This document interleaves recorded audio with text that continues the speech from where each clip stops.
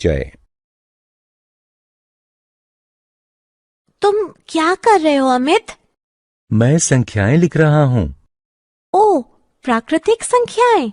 क्या तुम जानते हो कि यदि हम इसमें शून्य जोड़ दें तो उन संख्याओं को क्या कहते हैं? मैं जानता हूँ। अब ये पूर्ण संख्याएं बन गई हैं। और अब ये क्या है? ऋणात्मक संख्याएं। हाँ, ये ऋणात्मक संख्याएं हैं और इन संख्याओं के समूह को पूर्णांक कहते हैं। परिमेय और अपरिमेय संख्याएं, ये क्या होती हैं? क्या तुम जानते हो कि दूसरे प्रकार की संख्याएं भी होती हैं जिन्हें परिमेय और अपरिमेय संख्याएं कहते हैं? परिमेय और अपरिमेय संख्याएं, ये क्या होती हैं? आओ इनके बारे में विस्तार से चर्चा करें। उद्देश्य। इस पाठ के अंत में आप निम्न करने में सक्षम हो जाएंगे: पूर्णांकों, परिमेय संख्याओं और अपरिमेय संख्याओं को परिभाषित करना, संख्या रेखा पर अपरिमेय संख्याओं को निर्धारित करना, वास्तविक संख्याओं के दशमलव प्रसार को प्राप्त करना, संख्या रेखा पर वास्तविक संख्याओं को प्राप्त करना, वास्तविक संख्याओं का योग, व्यवकलन, गुणन और विभाजन करना और वास्तविक संख्याओं के लिए घातांक के नियम बताना। संख्या रेखा पर संख्याएं। संख्या रेखा पर स्थित 1, 2, 3, 4 इत्यादि संख्याएं प्राकृतिक संख्याएं कहलाती हैं। प्राकृतिक संख्याओं को n चिन्ह से प्रदर्शित करते हैं। यदि हम प्राकृतिक संख्याओं के साथ शून्य शामिल कर दें तो इन संख्याओं को पूर्ण संख्याएं कहते हैं। पूर्ण संख्याओं को W चिन्ह से प्रदर्शित करते हैं। ये सभी संख्याएं सभी ऋणात्मक संख्याओं के साथ सम्मिलित रूप से पूर्णांक कहलाती हैं। पूर्णांकों को Z चिन्ह से प्रदर्शित करते हैं। परिमेय संख्याएं। अब यदि हम संख्या 0 और 1 या 1 और 2 के बीच की संख्याओं को देखें तो हम 1/4, 3/4 इत्यादि संख्याएं देखते हैं। इन संख्याओं का संग्रह परिमेय संख्याएं कहलाता है। परिमेय संख्याओं को चिन्ह Q से प्रदर्शित करते हैं। परिमेय संख्याओं को P/Q के रूप में लिखते हैं, जहां P और Q पूर्णांक हैं और Q शून्य नहीं है। क्या 2 एक परिमेय संख्या है? हाँ, 2 एक परिमेय संख्या है क्योंकि इसे P/Q के रूप में लिख सकते हैं और यहाँ Q 1 है जो कि शून्य के बराबर नहीं है। इस प्रकार 10 घटा 10 घटा 25 इत्यादि भी परिमेय संख्याएं हैं। इसलिए हम कह सकते हैं कि परिमेय संख्याओं में प्राकृतिक संख्याएं, पूर्ण संख्याएं और पूर्णांक सम्मिलित हैं। उदाहरण, आइए जानें कि 2 दी हुई संख्याओं के बीच परिमेय संख्याएं किस प्रकार ज्ञात करते हैं। दी गई संख्याएं 1 और 2 हैं। मान लीजिए कि 1 R है और 2 S है।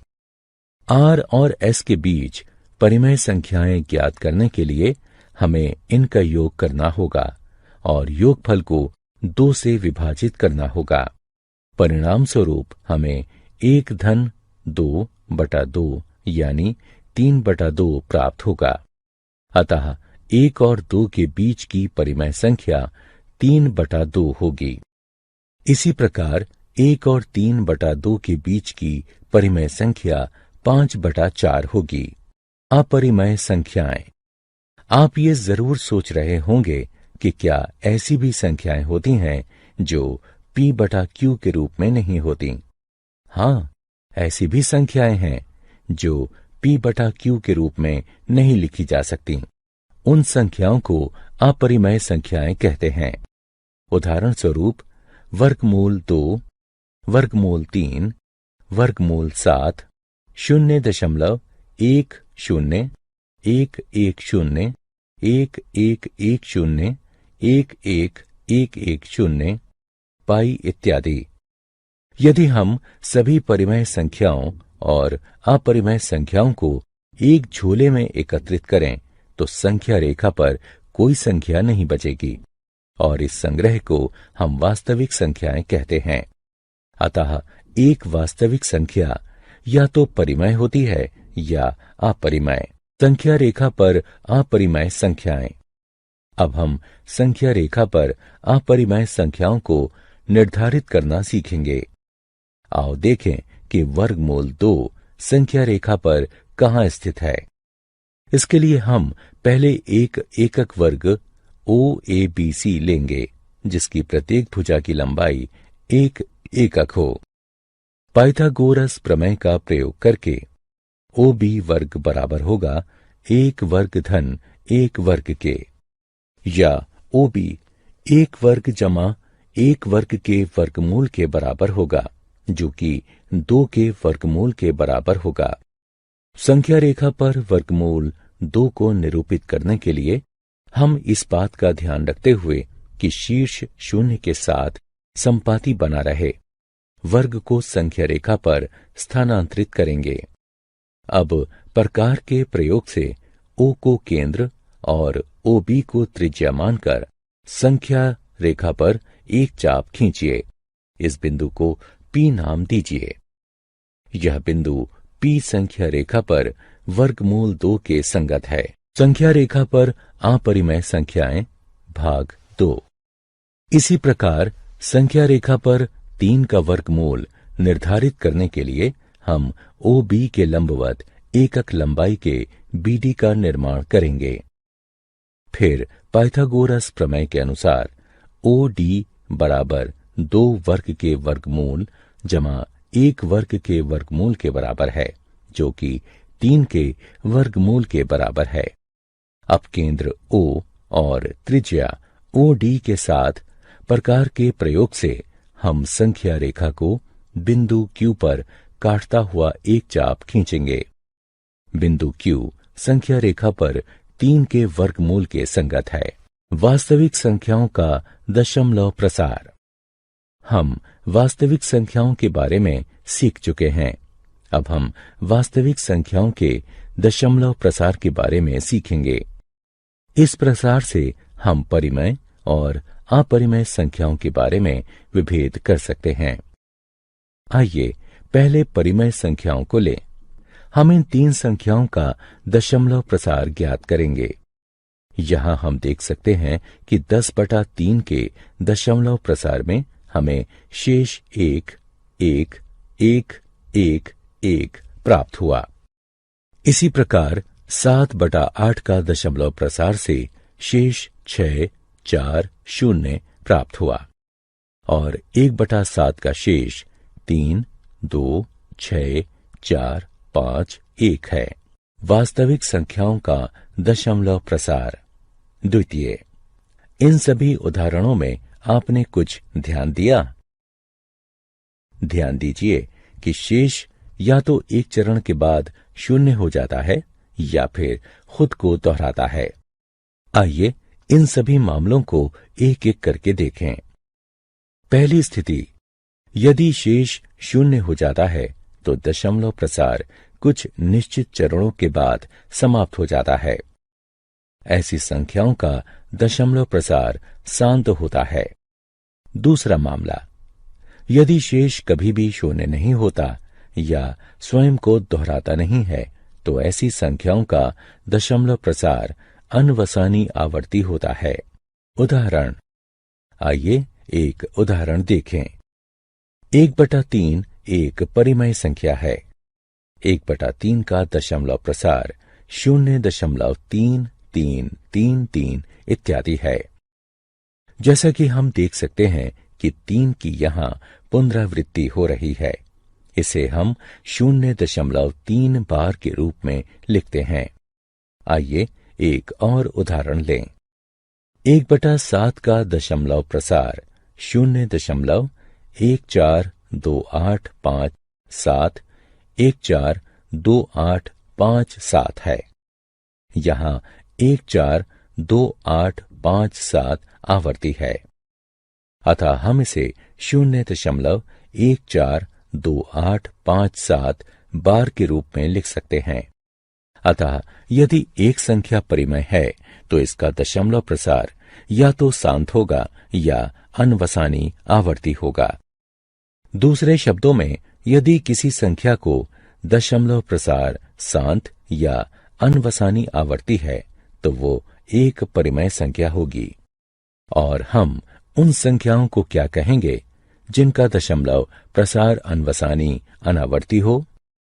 वे संख्याएं अपरिमेय संख्याएं हैं। उदाहरण स्वरूप वर्गमूल 2, पाई इत्यादि। संख्या रेखा पर वास्तविक संख्याओं का निरूपण। हम जानते हैं कि प्रत्येक वास्तविक संख्या का एक दशमलव प्रसार होता है। वह दशमलव प्रसार संख्या रेखा पर इसे निरूपित करने में हमारी सहायता करता है। आइए 2.665 को संख्या रेखा पर निरूपित करें। हम जानते हैं कि ये 2 और 3 के बीच कहीं होगा। इसे 10 भागों में विभाजित करने की कल्पना कीजिए। संख्याओं के स्पष्ट दृश्य के लिए अब पहला भाग 2.1 को निरूपित करता है और दूसरा भाग 2.2 को इत्यादि। यहाँ 2.6 और 2.7 के बीच स्थित होगा। अब 2.6 और 2.7 के बीच के भाग पर ध्यान केंद्रित कीजिए।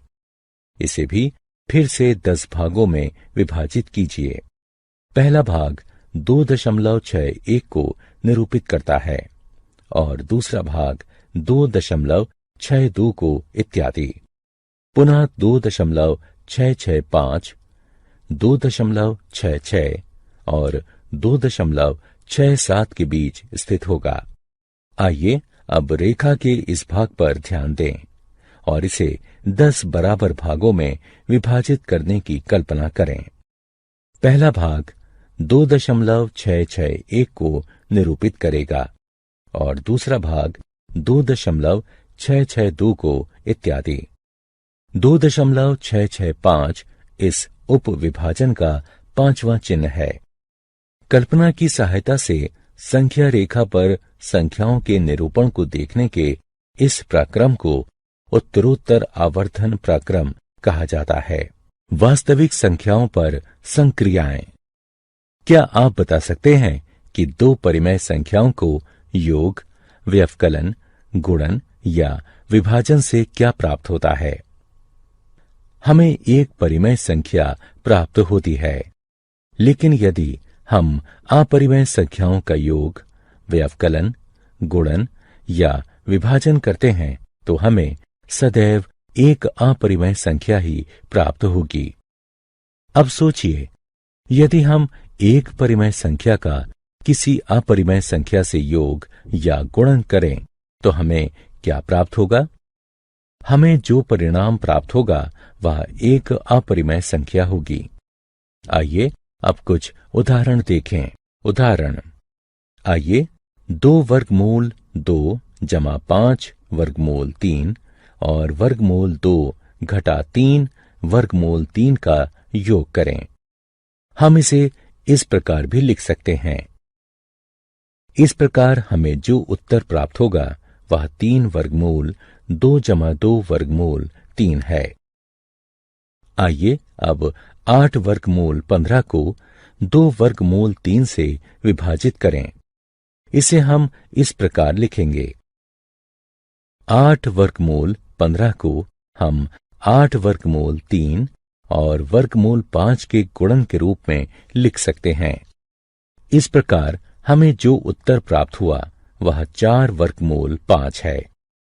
अतः इन उदाहरणों से हम यह निष्कर्ष निकाल सकते हैं कि परिमेय संख्याओं का अपरिमेय संख्याओं से योग या व्यवकलन अपरिमेय होता है और किसी गैर शून्य परिमेय संख्या का किसी अपरिमेय संख्या से गुणन या अनुपात अपरिमेय होता है। सर्व समीकाएं।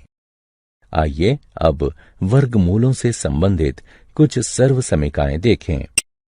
मान लीजिए कि a और b 2 धनात्मक वास्तविक संख्याएं हैं, तब a b का वर्गमूल वर्गमूल a गुणा वर्गमूल b के बराबर होगा। वर्गमूल a बटा b वर्गमूल a बटा वर्गमूल b के बराबर होगा। वर्गमूल a धन वर्गमूल b का वर्गमूल a ऋण वर्गमूल b से गुणन करने पर परिणाम a ऋण b प्राप्त होगा। a धन वर्गमूल b का a ऋण वर्गमूल b से गुणन करने पर परिणाम वर्ग a ऋण b प्राप्त होगा। वर्गमूल a धन वर्गमूल b गुणा वर्गमूल c धन वर्गमूल d बराबर होगा वर्गमूल ac धन वर्गमूल ad धन वर्गमूल bc धन वर्गमूल bd के।